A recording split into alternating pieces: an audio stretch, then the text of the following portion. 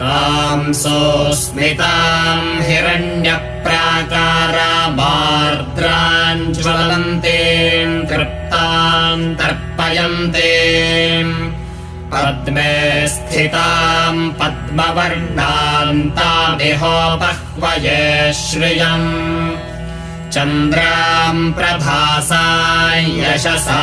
ज्वलन्तीम् श्रियल्लोके देवजुष्टामुदाराम्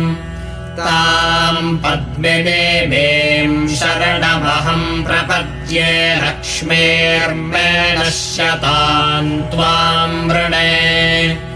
आदित्यवर्णे तपसोऽधिजातो वनस्पतिस्तव वृक्षोऽथ बिल्वः